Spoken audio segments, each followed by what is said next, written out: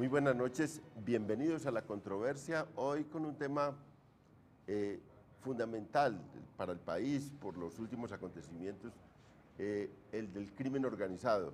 Otra vez volvemos a registrar una cosa muy dolorosa, que son masacres al final del año pasado, a principios de este año, masacres en distintas zonas del país, brotes de organizaciones criminales, incluso en Bogotá, donde normalmente no es lo que se presenta, y hay una preocupación grande en el país. También, pues, está en debate cómo combatir estas organizaciones criminales. Se ha ido fracasando, obteniendo también victorias, claro está, pero fracasando en cuanto a una estrategia certera para desbaratar estas organizaciones criminales, y pasamos de una estrategia a otra. Incluso en este momento, primero hay una reforma en la Fiscalía para hacerle frente al crimen organizado. Hay un proyecto de ley en el Congreso con la idea de que hay que trasladarle este combate al crimen organizado de la policía a las fuerzas militares, aunque también la policía siguen actuando, pero colocar el eje del combate al crimen organizado en las fuerzas militares, lo cual pues es un cambio impresionante. Yo tengo aquí el proyecto de ley que está circulando en el Congreso, y hay una preocupación general en el país. Este crimen organizado, bueno, tiene distintas manifestaciones según las épocas. En los 80 el cartel de Medellín era lo más impresionante, luego en los 90 a mediados el cartel de Cali fue una organización que tomó un papel fundamental ligado al narcotráfico, pero también a otras modalidades de crimen. Luego todo el proceso de las Autodefensas Unidas de Colombia y la centralización del paramilitarismo en una gran organización que fue todo lo de finales de los 90 y principios de este siglo. Y luego que se firma el acuerdo con las autodefensas, viene un proceso de desorganización. Brotaron en ese momento, 2008, 32 organizaciones. Luego de esas 32 organizaciones quedaron en 7 ya en el 2010, y hoy en día tenemos 2 grandes organizaciones que han ido absorbiendo todas estas fuerzas, pero claro, se manifiestan también pequeñas organizaciones en todo el país. De eso se va a debatir hoy, del estado del crimen organizado en Colombia, del papel del crimen organizado. La policía acaba de hacer un informe donde dice los homicidios provenientes del crimen organizado, pues triplican los homicidios de parte de la guerrilla. Ahí hay un debate grande por hacer, pero también, sobre todo, cómo combatir este crimen organizado. Hemos invitado hoy, tenemos unos invitados especiales. En primer lugar, Gina Bedoya, periodista, que ha sido una persona que ha tenido una voz muy fuerte en la parte informativa y en el país sobre este crimen organizado, y claro, ha sido víctima impresionante de estas fuerzas. Recientemente tuvo una amenaza y la hemos invitado precisamente porque representa ese doble papel de jugar una cosa muy dura de crítica y de información sobre estas modalidades de crimen organizado, pero también de sufrir las amenazas y las agresiones brutales de estos sectores. Bienvenida, Ginette. Muchas gracias.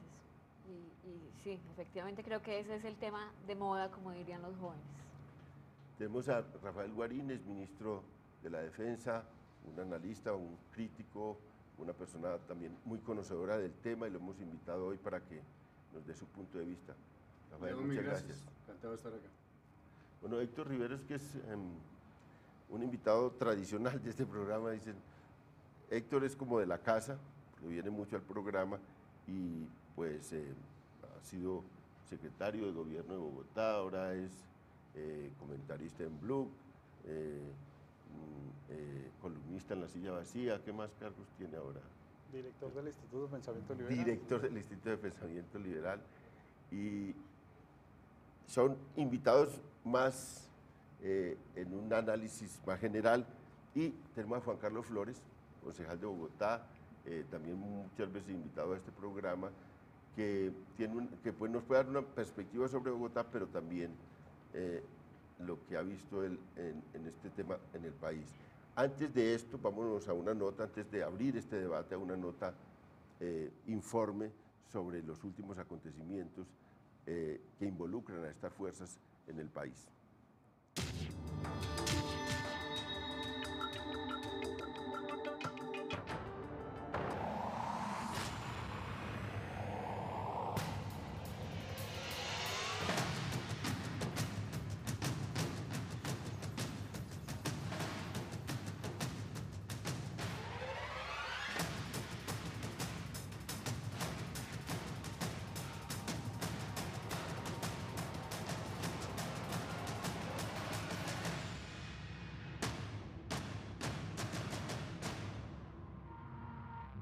El crimen organizado tiene básicamente dos grandes definiciones. Una que es bajo la Convención de Palermo, que es muy escueta, es básicamente todo tipo de organización que supere las 5 personas y que tenga capacidad de articulación. Y la otra definición es mucho más desde la ciencia política, que considera el crimen organizado como aquella red estructurada transnacional que está involucrada en diferentes economías ilegales. En este momento estamos hablando de 3 características generales que hoy tiene el crimen organizado. Lo primero es que está más o menos moviendo el 10% del PIB mundial entre tráfico de armas, tráfico de sustancias psicoactivas y trata de personas, esta última cada vez con mayor participación, sobre todo en países asiáticos y Europa del Este. La segunda característica es que es un crimen transnacional, que tiene capacidad de organización, como en el caso colombiano, los Rastrojos unidos con los Zetas, los Urabellos con el Cartel de Sinaloa, y tienen esas redes transnacionales. Y la tercera característica es que ya no son estructuras que se toman una ciudad, que llegan básicamente a operar sobre un territorio, sino que contratan literalmente organizaciones de delincuencia común, delincuencia juvenil, para que operen a nivel de ciudad y sean o respondan por los mercados de esos otros. Un caso, por ejemplo, puede ser de los Pascuales. Bogotá no tiene Bacri, pero los Pascuales sí le compran droga a esas Bacri que luego la venden acá en Bogotá. Es un tipo de control indirecto que hacen este crimen organizado. El crimen organizado hoy en día ya no opera asesinando personas, opera es corrompiendo funcionarios públicos, y ahí sí que no se ha avanzado. El crimen organizado en Colombia es un fenómeno que desafortunadamente solo llega a considerarse como tal cuando ya, digamos, el crimen organizado se ha fortalecido.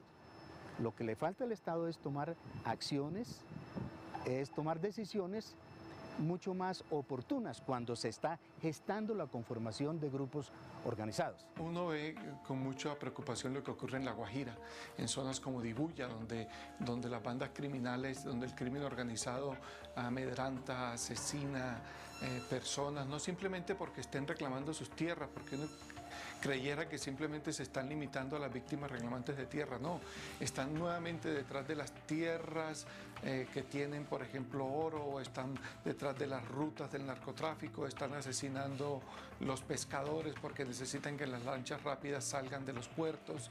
Entonces ahí se cometen amenazas, desplazamientos, asesinatos. Lo mismo ocurre en la zona del eje bananero del Magdalena, o las dificultades que hay tan graves en Montes de María, no solamente ahí sí por las víctimas reclamantes de tierra que quieren hacer realidad su derecho a retornar, sino también porque hay unos intereses ligados al narcotráfico, ligados a modelos de desarrollo donde las bandas criminales pretenden lavar recursos, lavar dólares. Y bueno, ahí hay lo que pudiéramos decir un accionar organizado, no ya, digamos, acampamentados como anteriormente se veían, pero sí con grupos pequeños actuando en todos los municipios. En enero de 2011, el entonces director de la policía, general Óscar Naranjo, presentó un mapa escalofriante en Colombia en lo que a orden público y seguridad nacional se refiere. 7 bandas criminales en Colombia, distribuidas en 17 departamentos y 152 municipios, le han significado una gran amenaza a la seguridad en nuestro país, por sus enlaces con los paramilitares del pasado y sus formas de violencia, representadas en torturas, desapariciones, asesinatos selectivos y masacres. Esta última se ha presentado en 5 ocasiones en los últimos 2 meses y ha puesto a pensar a las autoridades judiciales y de policía en una nueva manera de hacerle frente, según declaraciones del fiscal general de la Nación, Eduardo Montealegre, en entrevista para el diario El Tiempo el pasado 29 de diciembre.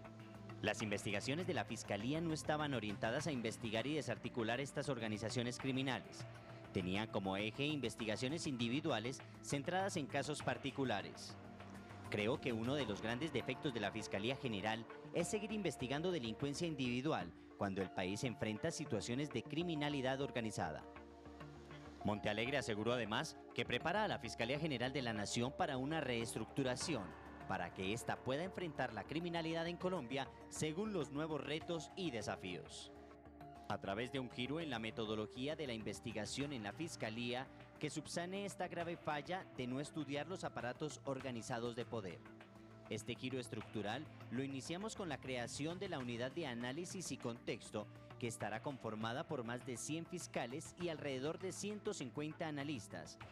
Ellos investigarán la participación de esas estructuras criminales en la comisión de delitos.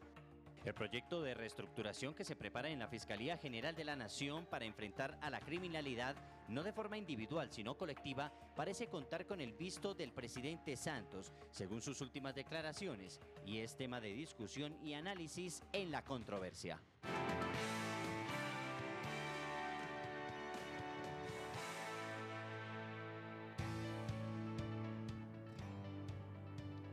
Estamos en la controversia, transmite Canal Capital. Hoy, desde los estudios de Canal Capital, siempre hacemos este programa fuera de los estudios, pero hoy estamos desde acá, transmitiendo en directo un debate vital para el país y es cómo mirar este crimen organizado en Colombia, cuáles son las características de hoy de ese crimen organizado, cuáles son las agresiones sobre la sociedad de este crimen organizado, pero también empezando a discutir, bueno, qué tanto han fructificado las estrategias frente al crimen organizado en Colombia en los últimos años, qué hay que hacer para ser más efectivos desde el Estado en la persecución del crimen organizado.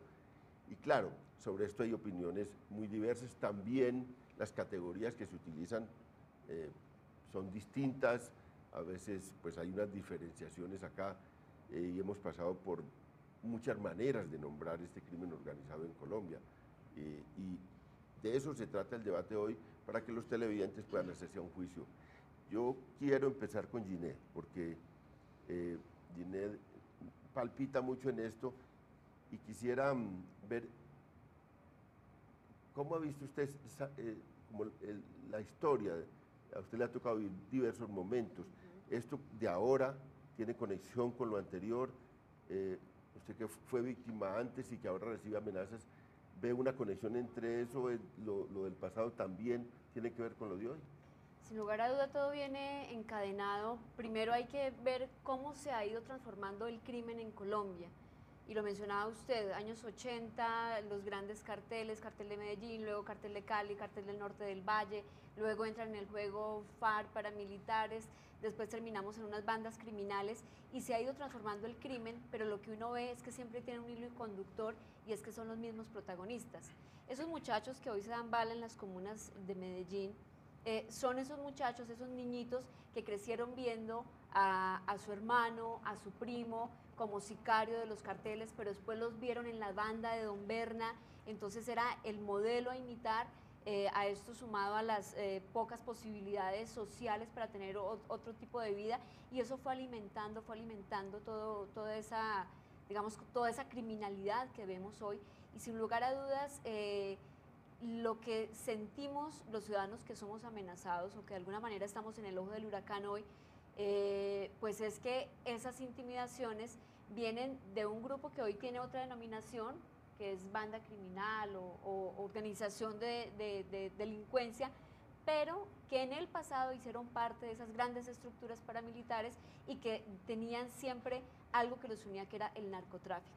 Yo creo que esa es como una lectura muy, muy general de lo que estamos viviendo hoy, y que sin lugar a dudas el reto en este momento del Estado es la banda de los surabeños, porque es el reciclaje de todas esas organizaciones que vienen desde los 80, 90 y que hoy están cogiendo fuerza nuevamente. Sí, ya hace 2 años quedaron casi 2 grandes estructuras, que eran los surabeños y los rastrojos, pero veo que los rastrojos, buena parte de sus jefes se han entregado a la DEA, negociaron con la DEA, intentaron negociar con el fiscal general, entiendo yo. Están atomizados. Según me han dicho, pero terminaron negociando en Estados Unidos. y ahora se siente la hegemonía, que se durará un tiempo seguramente, de los urabeños, con una connotación, los urabeños, no solo narcotráfico, negocios de toda índole, pero siempre con una connotación, siempre esto que nace en Antioquia siempre tiene una connotación política, siempre son gente que ha tenido una trayectoria política y siempre busca alianzas con políticos. Rafael, ¿usted qué características le ve a eso actualmente y realmente estamos siendo efectivos en el combate? León, mire, cuando se habla de bandas criminales, lo primero que hay que resaltar es que en efecto hay un hilo conductor con lo que fue el paramilitarismo antes de la desmovilización y la aplicación de la Ley de Justicia y Paz. Esos son los rezagos de esas estructuras, ese es el tronco común que tienen estas organizaciones, adicionalmente a la actividad del narcotráfico. La diferencia esencial es que muchas de estas organizaciones en algunas zonas del país, como en Nariño o como ocurre en la frontera cerca a Panamá, en el Urabá, están hoy en sociedad o en alianza con las FARC para la actividad del narcotráfico, y la diferencia es que en el pasado tenían un enfrentamiento también por narcotráfico o también por elementos de contrainsurgencia con esta guerrilla. Ahora bien, hecha esa claridad, la cuestión es cuáles han sido los resultados. Yo aquí tengo unos datos que están en mi blog, hago la cuña política y seguridad blogspot.com, que realmente resaltan la preocupación y cómo este fenómeno se ha venido agravando. Mire, en junio de 2010, el conteo, estas son cifras del Ministerio de Defensa Nacional, de las bandas criminales de los 7 grupos que mencionó León, indicaba que existían 3.831 integrantes, doctor Riveros. Los datos del Ministerio de Defensa a 31 de octubre de 2012, ¿qué señalaban? Que habían sido neutralizados, capturas, dados de baja, 7.535 miembros de las BACRIM, más del doble de lo que existía en junio del año 2010, más el último conteo hecho por el Ministerio de Defensa que indica que tenían 4.170 integrantes. Cuando usted suma esto, llega a la conclusión que en el periodo del presidente Santos han pasado por las bandas criminales, de acuerdo a las cifras del presidente Santos, más de 13.000 individuos, con lo cual las bandas criminales se han triplicado. ¿Cuál es el problema? Quiero decirlo con franqueza. El gobierno desde el principio, porque yo hice parte de este gobierno al comienzo, tuvo como política clara adoptar una línea muy fuerte contra las bandas criminales. En febrero del año 2011 se realizó un primer Consejo de Seguridad Nacional donde se adoptó una estrategia confidencial contra las bandas criminales que hacía énfasis en la judicialización y en otra serie de mecanismos como la prevención del enrolamiento en este tipo de organizaciones. Sin embargo, los resultados los acabamos de ver. Las bandas criminales se han venido incrementando.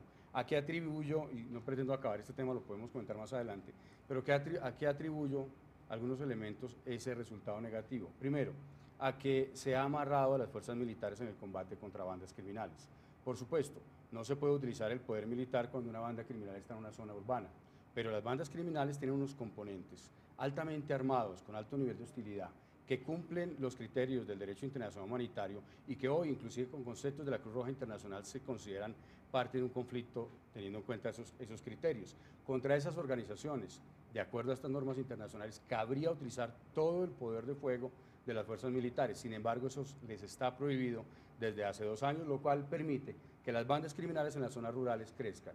Y el segundo aspecto tiene que ver con la enorme dificultad, y yo la enfrenté, tanto en el tema de bandas criminales, otros tipos de modalidades de delincuencia organizada como FARC, y es la tremenda dificultad que tiene el Estado colombiano para enfrentar ese fenómeno con un carácter multiagencial, poder coordinar el funcionamiento de la policía judicial con la fuerza pública cuando tiene que dar acompañamiento, con la capacidad de investigación y persecución del crimen de parte de la Fiscalía General de la Nación, es casi imposible.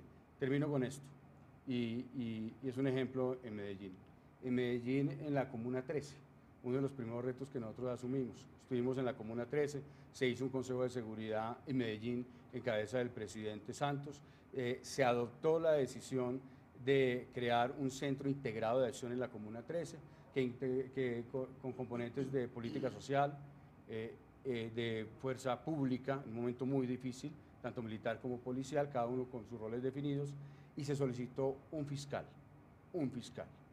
El gobierno, en cabeza del ministro, yo mismo estuve en la tarea de solicitar insistentemente ese fiscal, doctor Juan Carlos, nunca fue posible, a pesar de todos los esfuerzos, que ubicaran un fiscal en la Comuna 13 para hacer un trabajo de coordinación interagencial para enfrentar este fenómeno. Ahora ya empieza un debate, Juan Carlos, que están proponiendo que el centro del combate lo hagan las fuerzas militares, y eso pues tiene unas connotaciones, y elevar un poco a categoría, a fuerza organizada, que se le aplica el derecho humanitario, el derecho internacional humanitario, eso es empezarle a dar como un rol político a esas fuerzas organizadas, eso es preocupante. Claro, han estado vinculadas con la política, también estas fuerzas, siempre uno siente que la corrupción es muy alta y que logran penetrar y logran corromper a funcionarios públicos, a la fuerza pública, y que eso hace parte de todo el sistema de protección y por eso se reproduce y se mantiene. Pero ese debate, ¿cuál es el carácter de esta fuerza? ¿Quién debe combatirlo? ¿Y cuáles son los instrumentos para combatirlo según la opinión tuya? Bien, aquí esta noche hay unos testigos de excepción sobre estos temas. El doctor Riveros fue viceministro del Interior, en fin, la experiencia personal de Ginette, la del doctor Guarín, la suya personal. Y me parece que siempre es bueno volver a un elemento que es donde está, digamos, la discusión de qué es lo que se debe hacer o no. Y es el carácter de estas fuerzas. Porque, digamos, lo que desapareció fue una marca que era poderosa en el mercado criminal de Colombia. Paras, autodefensas, las Autodefensas Unidas de Colombia, las Autodefensas de los Llanos y del Casanare, etcétera, etcétera. La marca desaparece, pero no hay un proceso de reconversión industrial. Digamos, el problema con el que nos volvemos a enfrentar en Colombia, como ocurrió en los años 60, es que hay miles de personas dedicadas a una industria tremendamente rentable, la industria del crimen, con unos incentivos muy grandes para estar allí, porque fíjese usted que los datos que nos dan las personas que se han interesado sobre el tema, sobre el promedio de vida de una persona en este tipo de organizaciones criminales altamente competitivas, es cada vez más reducido. Y aún así hay un atractivo enorme, el doctor Guarín mencionaba el caso de varias ciudades de Colombia, para que la gente se meta a este tipo de organizaciones. Entonces, no hay al final una reconversión industrial. Bueno, ¿esta gente qué se pone a hacer? Entonces, como sigue el negocio del narcotráfico, como el negocio de la extorsión es uno de los negocios al alza en Colombia, es uno de los grandes negocios hoy de la industria criminal en Colombia, entonces nos volvemos una y otra vez a topar con las mismas personas, como bien lo explicaba Ginette, incluso la propia experiencia vital de Ginette. Es decir, aunque haya desaparecido el gran emblema que estaba al frente del negocio, siguen las mismas estructuras mentales además. La gente sigue pensando que los enemigos son de este tipo, eso es como la Guerra Fría. A mucha gente después de terminada la Guerra Fría, doctor Riveros, le quedó la sensación de que eso del comunismo había que encontrarlo en algún lado está el comunismo. Entonces, anotaría eso para sumar a la conversación que han propuesto tanto Ginette como el doctor Rafael Guarín. Y frente a lo que usted plantea, digamos, ¿quién debe actuar? Recordemos que aquí hay una presencia en zonas rurales, hay una presencia en zonas de puertos del país, digamos, donde ellos tratan de qué es lo que está pasando en Nariño, qué es lo que pasa en el Urabá antioqueño, qué es lo que pasa en el Urabá chucuano, ¿cierto? Hay un control de esas entradas, que son las entradas también de contrabando a Colombia, que es importante señalarlo, es otra de las grandes industrias criminales del país. Prácticamente intocable en Colombia, nadie nos dice quiénes son los que están detrás de los grandes mafias del contrabando en muchas regiones del país, pero además está el tema urbano. Entonces, es claro que donde estas organizaciones tienen presencia en las ciudades, probablemente la estrategia no pueda ser la misma que en zonas rurales del país. A mí me parece muy interesante lo que está pasando en Río de Janeiro y en Brasil, porque los alcaldes de Río de Janeiro vinieron a Colombia a mirar la experiencia de Colombia y le han añadido elementos nuevos. Y allí se habla, en el caso de Río de Janeiro, de las favelas, de liberación del territorio. Entonces, en el caso de muchas ciudades de Colombia, los ciudadanos esperan que el territorio sea liberado. Los ciudadanos llevan en muchas ciudades de Colombia durante décadas bajo el oprobioso dominio de organizaciones criminales. En Bogotá, lo de los Pascuales fue una campanada de alerta. Eso viene desde hace muchos años, eso no es nuevo, eso no se le puede apuntar al actual gobierno. Pero cuando la policía va allá, le empiezan a decir a la policía, a los vecinos, pero es que aquí los pascuales eran la ley. Que ustedes, ¿por qué no denunciaban? Pero ¿cómo íbamos a denunciar? Si ellos se iban, ¿quién iba a garantizar aquí la seguridad? Entonces, me parece que esas puntadas son importantes también que las introduzcamos en este debate. Un comentario, no sé si me lo permite antes de usted plantea que aplicarles la fuerza en el marco del DIH sería darles un reconocimiento político. La precisión es la siguiente. La jurisprudencia del Tribunal Penal para la antigua Yugoslavia reconoció que organizaciones puramente criminales, despojadas de cualquier elemento político, pueden ser reconocidas como parte de un conflicto, y así lo reconoce además la Cruz Roja Internacional.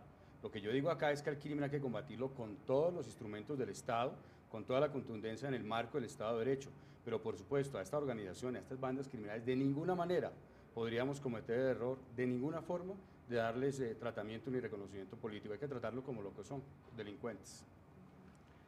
Bueno, Héctor, ya vimos por la entrada que hizo Juan Carlos que los negocios no son negocios del narcotráfico únicamente, y quizás ese negocio en Colombia, que es tan fuerte, va empezando a perder fuerza. La minería ilegal, contrabando de gasolina, de autopartes. Hubo un momento, porque las mafias están en los negocios, el eje son los negocios, cualquiera negocios, algunas veces incluso legales. Hubo un auge del robo de celulares, que lo que se demostró es que no era robos aislados de grupos, sino que había detrás unas grandes mafias que lograban incluso transportar los celulares robados de acá hacia otros países. De verdad que son muchos negocios, los negocios criminales, y es un eje muy fuerte. Y para ese eje de negocios, uno lo que ve, y es unas complejas estructuras en las cuales hay unos ilegales, hay unos señores abogados, políticos que están detrás de todo este tema, y hay también unos uniformados, es como tres lados de ese tema. Y ahí es donde es complejo, y ahí es donde es difícil de desbaratar. Eje de negocios lucrativos enormes, diversos, y al mismo tiempo estructuras complejas que se mueven en el conjunto de la sociedad. Y que bueno, el año pasado, y dejo aquí esta nota para complejizar un poco el debate, es que parar una ciudad como los urabeños, como Santa Marta, en plena temporada turística, la séptima ciudad del país, tiene que tener una conexión, porque no era parar a los pequeños y medianos tenderos, no, la banca y el gran comercio paró. Tiene que tener una influencia muy grande en una sociedad, una cosa de esas. Entonces es una cosa de gran tamaño y de gran complejidad. Sí, a ver, yo creo que estamos de acuerdo como en las líneas generales. Estamos de acuerdo, por ejemplo, en que evidentemente esto es una mutación de organizaciones criminales del pasado, que quedaron muchos y que son los rezagos de la desmovilización paramilitar, de una negociación que fue incompleta y mal dirigida, digamos, había un esfuerzo muy grande por hacer el acuerdo y no por garantizar que se cumplieran elementos esenciales de ese acuerdo, como por ejemplo el desarme, y evidentemente quedaron ahí estructuras, armas, etcétera, que después se convirtieron en bandas criminales. Estamos de acuerdo en que trabajan alrededor de negocios ilegales e incluso alrededor de negocios legales. Yo creo que ahí hay una diferencia, digamos, o mejor un cambio que es importante resaltar, y es que evidentemente las organizaciones criminales en Colombia fueron monopolizando el crimen. En Colombia, pues todas las organizaciones criminales grandes que mencionábamos, que eran de los 80, etcétera, estaban muy concentradas alrededor del narcotráfico. Pero en la medida en que el narcotráfico empezó a perder importancia económica, surgieron unos nuevos negocios y estos grupos resolvieron concentrar el crimen. Por ejemplo, crímenes viejos o delitos viejos que se hacían con organizaciones criminales pequeñas, como por ejemplo el robo de automóviles, empezó a formar parte de su ámbito. Entonces, hasta ahí estamos de acuerdo, digamos. Yo creo que en eso más o menos coincidimos todos. Pero como el programa se llama Controversia, yo creo que vale la pena incorporar elementos de controversia Metele para que no todos estemos de acuerdo. Proceda, doctor Rivero. Y es que yo creería que vale la pena, digamos, ante una pregunta que hizo León, tal vez a Rafael, sobre si lo que se está haciendo sirve, o si hemos sido más o menos efectivos. Yo creo que lo fácil es decir que no hemos sido efectivos. Y yo, al revés, creo que la dinámica, las estadísticas, etcétera, muestran que efectivamente ha habido un avance importante en el combate a las organizaciones criminales por parte del Estado colombiano, que obviamente teníamos unas organizaciones, las organizaciones, digamos, del Cartel de Medellín, no se comparan con las organizaciones que tenemos hoy, ni en su capacidad económica, ni en su influencia social, ni en el número de delitos que cometen, etcétera. Eso son dos tamaños completamente distintos. Pero aún lo que tenemos hoy es bastante más pequeño que lo que teníamos hace 2 años. Mire, yo sí creo que hay que reconocer, y es muy importante hacerlo, que las organizaciones criminales, digamos, entre el año pasado y el antepasado, prácticamente todas las cabezas de las organizaciones criminales cayeron, digamos, o fueron dados de baja, o se entregaron a la justicia, o se capturaron, o lo que fuera, pero todos cambiaron de jefatura. Ahora, claro, las estructuras siguen, y entonces el análisis más fácil es decir, pero ahí siguen y eso se reproduce. No, claro que siguen, pero no se reproducen en la misma dimensión ni con el mismo tamaño. Tenemos unas más pequeñas. Y ahora, yo creo que buena parte de lo que ha pasado en los últimos meses se explica precisamente por los problemas de debilitamiento de las organizaciones criminales.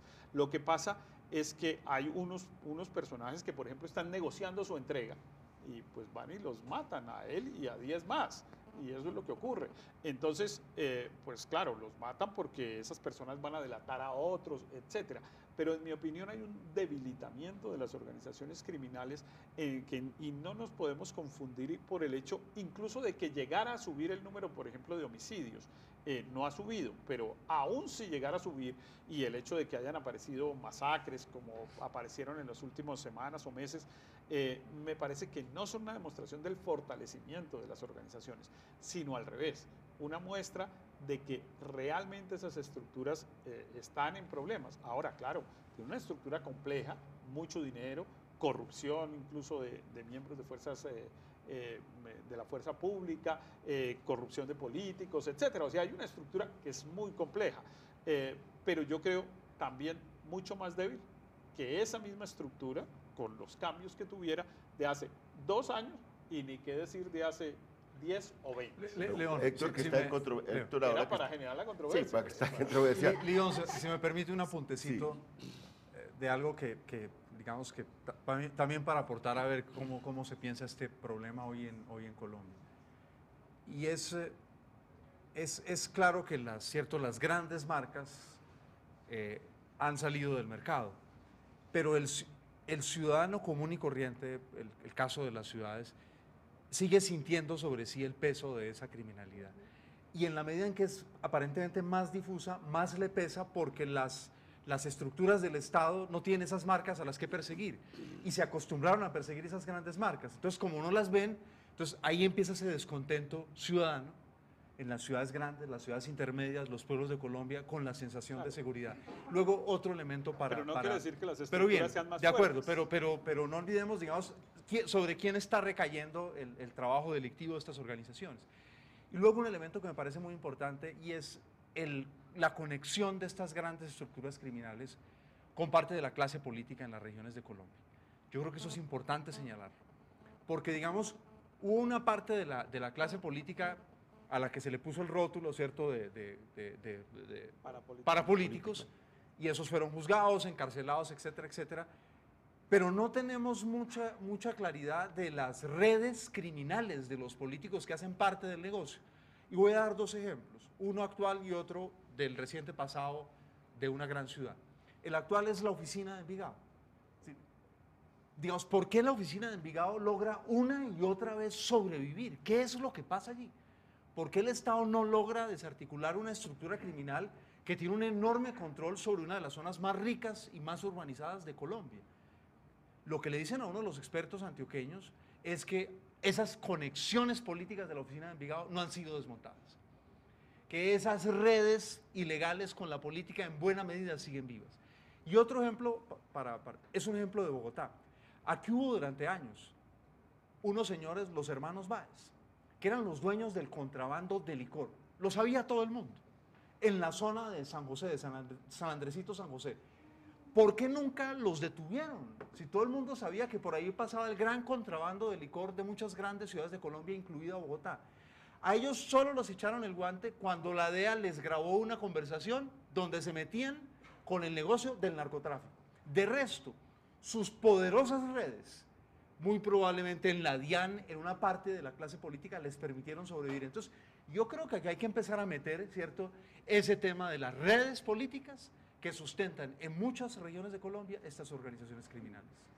Nos vamos a ir a un corte para un espacio, digamos, también en Canal Capital, pero dejamos este debate, porque ese es un debate serio, es, bueno, tal vez se combate a los jefes visibles de estas organizaciones clandestinas, y además con un poco de alias, que ahora se burlan mucho que los alias son impresionantes, pero hay una gente de corbata que está atrás, que es una labor de contrainteligencia. Para eso sí no hay estrategia en Colombia, pienso yo, pero ese es un debate que vamos a dar cuando vengamos otra vez a esta controversia.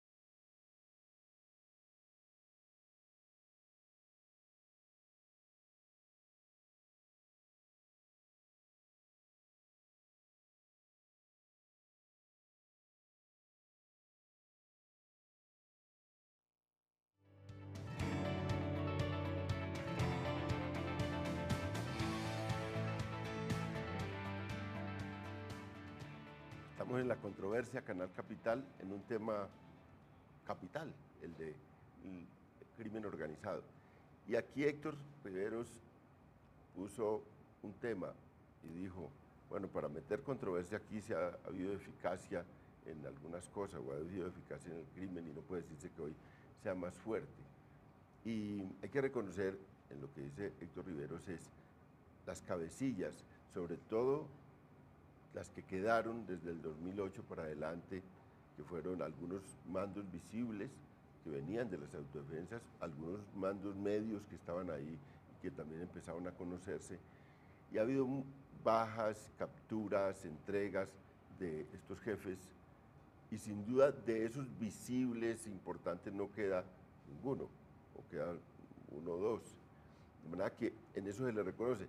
La estrategia, entiendo, se llamó Objetivos de Alto Valor, que además Naranjo decía, esto da unos réditos impresionantes en la opinión pública, porque cada que cogen un tipo de eso lo presentaba Naranjo, pero después decía Naranjo, un poco en privado decía, pero todos los días ya se van esfumando más rápidamente los éxitos, o sea, coger un tipo de esos dura menos el impacto.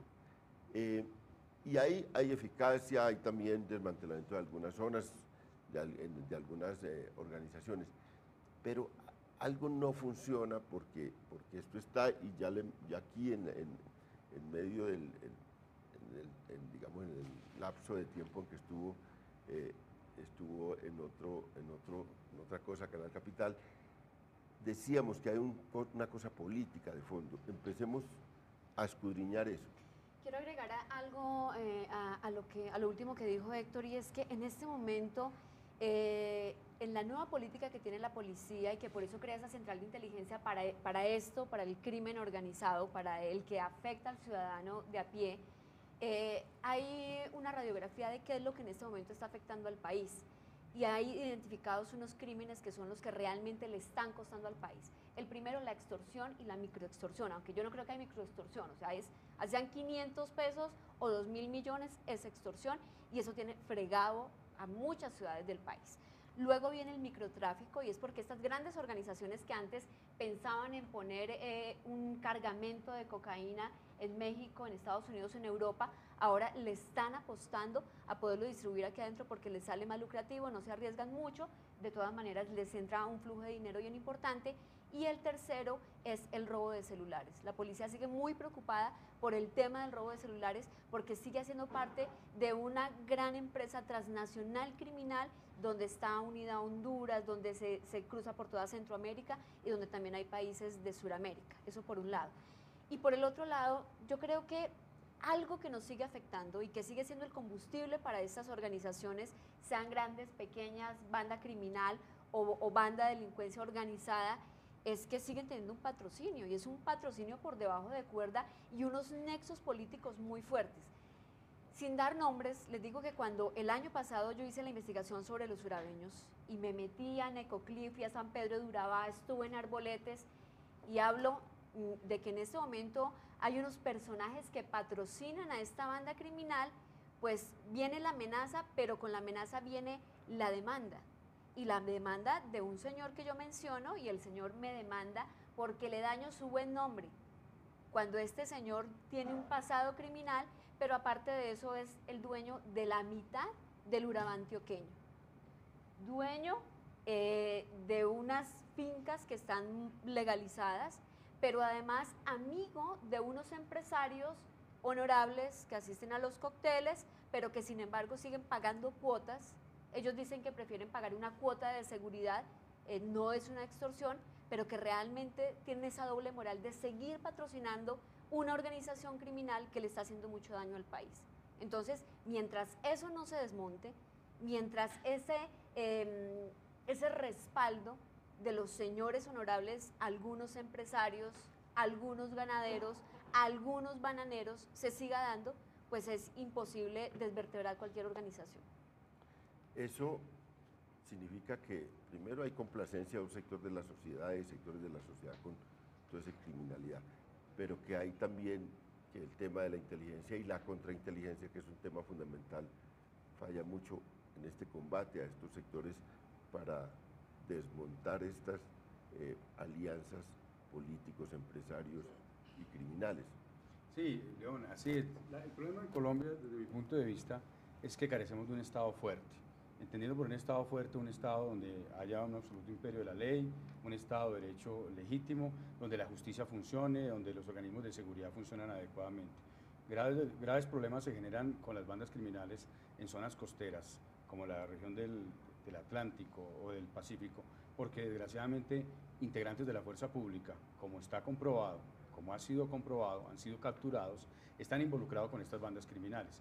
Recuerdo también en conversaciones con el general Naranjo que él comentaba hace más de un año que una de las grandes actividades que había hecho era pasar por el polígrafo a 13.000 miembros de la Policía Nacional. Sin embargo, eso sigue siendo insuficiente y es una práctica que no se aplica, por ejemplo, al interior de las fuerzas militares. Ahí tenemos un problema serio y es la penetración de estas organizaciones delincuenciales en la fuerza pública. Por otro lado, el tema de la justicia. La justicia no funciona, aquí fuera de cámara lo comentamos, la justicia en Colombia no funciona, es absolutamente inoperante, no produce resultados, no está organizada de tal manera que sea eficiente para desarticular estas organizaciones. Y un tercer elemento, y ahí yo entraría a controvertir con Héctor, yo creo que sí se han dado resultados en las cabezas de las bandas criminales, eso no se puede negar. Pero algo pasa, como usted mismo dice acá, y las cifras del gobierno nacional lo reiteran. 13.000 personas han pasado por las bandas criminales en estos 2 años. Ha aumentado el número, de acuerdo a las cifras del Ministerio de Defensa, de integrantes de esas bandas, a pesar que han sido descabezadas varias veces. Lo que pienso es que hay que volver a interpretar, repensar completamente la estrategia contra estas organizaciones, porque a mí que no me vengan con el cuento, que un tipo de Argentina es el que está ordenando la actividad delincuencial al detalle en Antioquia, o en Urabá, o en Nariño, o en el Valle del Cauca. No, esos señores son cabezas que hay que perseguir, hay que capturarlos donde se encuentren, en Venezuela, en Argentina, donde se encuentren, pero no nos engañemos, la organización sigue funcionando, se sigue manteniendo, sigue reproduciéndose. Es decir, la política está coja, y está coja porque hemos amarrado en parte, desde mi punto de vista, al Estado, porque la justicia no funciona y porque hemos amarrado a las fuerzas militares que sí deben perseguir las bandas criminales en su componente rural, donde su grado de hostilidad y nivel de armamento así lo merecen. Yo le hago una pregunta, León, ¿por qué nosotros sí podemos bombardear un campamento donde están unos criminales de las FARC y no podemos bombardear un campamento donde están de los urabeños si tienen el mismo nivel de organización, si tienen las mismas armas, si están uniformados, si también cometen masacres, si también afectan a la población? A mí que me digan por qué no los dejamos actuar cuando además la Cruz Roja Internacional y el derecho internacional humanitario reconoce que existen instrumentos para combatirlos con toda la fuerza del Estado. Bueno, ahora le respondo la pregunta. Pero la vinculación, le meten mucha plata a las campañas también políticas, tienen unos nexos muy fuertes. Yo, que estábamos en una investigación en la pasada campaña electoral y la llamó al presidente de la República, le llevé yo la investigación, estaba ministro del Interior, ministro de Defensa, todos los mandos, un señor, una lista larguísima de candidatos, muchas, pero una anécdota sí fue especial. Ese dijo, bueno, ese sí, ese que ustedes, bueno, sobre ese no hay discusión, este candidato a la gobernación, hoy es gobernador. Todos los organismos de inteligencia decían, sí, ese señor tenemos información que está vinculado a una banda criminal y es jefe de banda. Bueno, hoy es gobernador, no pudieron hacer nada contra eso, pero es una lista larga de una investigación que habíamos hecho. Ese es un punto clave de la política. Yo creo que es un punto clave del entronque entre todas estas organizaciones criminales, independiente de ¿cierto? del nombre que pongan en la fachada, y la actuación de una parte de la clase política en muchos lugares de Colombia. Pongamos un ejemplo. Una empresa legal tiene que se somete a todos los procedimientos de la DIAN, está en el software de la DIAN, cualquier aporte tiene que pasar por la junta directiva, tiene que quedar consignado, ¿cierto? Entonces, eso tiene digamos, el apoyo del sector privado, por más grande que sea el sector privado legal, tiene unas limitaciones. Los costos enormes de la política porque no olvidemos que la política en muchas regiones de Colombia es esa punta de compra de votos. Eso es compra de votos, compra el famoso cartel de la registraduría, del cual habla una y otra vez un diario como El Espectador y no pasa absolutamente nada. Se compran las elecciones allí, eso tiene unos precios demenciales. Hay un cartel de abogados ligado con la registraduría, entonces por todo lado es plata. Entonces, sin lugar a dudas que el tema de la plata es un aspecto. Pero en muchos lugares de Colombia hay una sociedad. Es que el gran problema de la oficina de Envigado es que probablemente allí hay una sociedad para lavado de enormes activos. Que imaginemos cuánto no ha producido el narcotráfico en esa zona del país. Cientos de miles de millones de pesos. Y esas platas están lavadas en algún lado. Es que ahí hay una cosa muy complicada porque no solamente es lavado aquí, es lavado afuera. Los políticos, no olvidemos, probablemente le abrieron a muchos narcos el camino porque no lo conocían hacia el lavado de activos afuera. Ahí si aquí no actúa, como comentábamos fuera de cámaras hace un momento, fuera de Colombia, ¿cuál es la investigación que la Fiscalía nos ha entregado sobre los activos de las organizaciones criminales en Colombia, FARC, paras, contrabandistas, en los paraísos fiscales? Yo no conozco la primera. Entonces, piense usted el nivel de lealtad y de solidaridad que hay allí. Y un elemento frente a lo que Rafael ha planteado, el doctor Rafael ha planteado frente al tema de estas bandas, es que hubo unos fallos en la desmovilización del doctor Uribe, porque a alias Berna se desmovilizó él solito, pero le dejaron vivas y coleando todas sus estructuras paramilitares en el Valle de la Aburrá. Bueno, desafortunadamente se nos acabó el tiempo. ¿Cómo? Este es un debate para continuar y debemos... Tanta cosa que tenemos. Sí, Tanta cosa. Yo no venía preparado, aquí La traía un controversia. memorial. Los esperamos el próximo lunes en La Controversia, en otro tema de coyuntura del país y con otros invitados. Muchas gracias y buenas noches.